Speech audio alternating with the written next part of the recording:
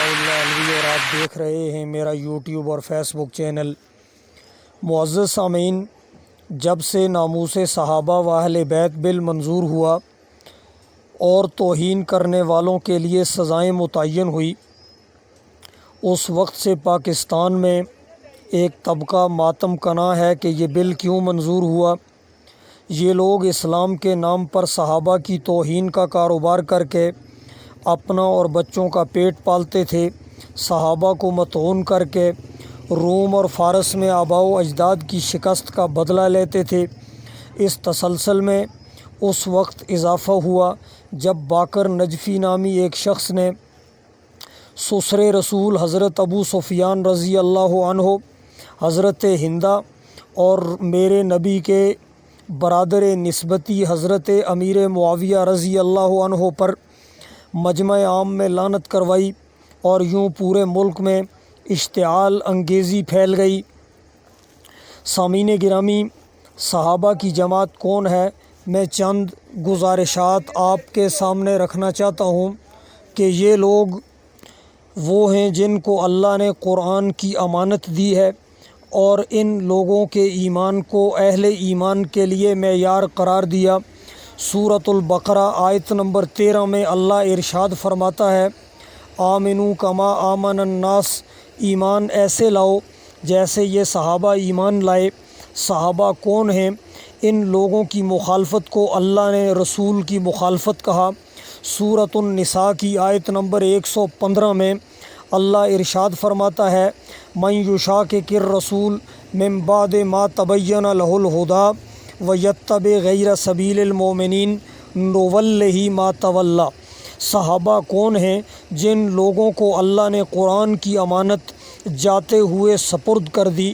اور سورۃ الفتح کی آیت نمبر 29 میں اللہ ارشاد فرماتا ہے، محمد رسول اللہ والذین معہ اشداء علی الکفار رحماء بینہم، یہ آپس میں بڑے نرم دل ہیں۔ اور صحابہ کون ہیں؟ کہ جن لوگوں کے ساتھ اللہ نے دنیا میں اپنی رضا کا اعلان کیا، فرمایا رضی اللہ عنہم ورضوا عنہ۔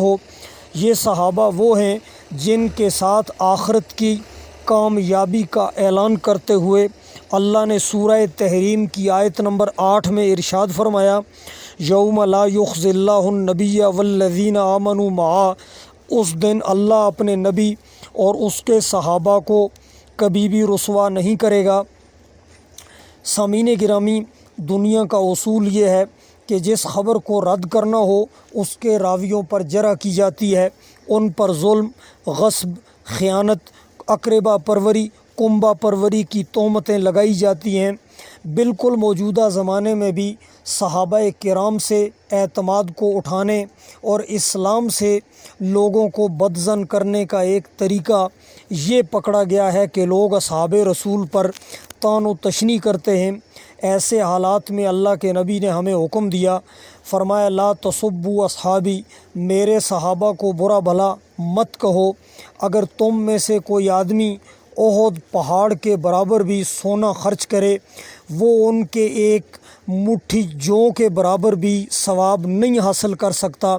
اور سنن ترمذی میں اللہ کے نبی کا ارشاد موجود ہے، اذا رأیتم الذین یسبون اصحابی فقولوا لعنۃ اللہ علی شرکم، جب تم دیکھو کہ کچھ لوگ میرے صحابہ کو برا بھلا کہہ رہے ہیں تو تم انہیں کہو کہ تم لعنۃ اللہ علی شرکم، کہ تمہارے اس شر پر اللہ کی تم پر لعنت ہو۔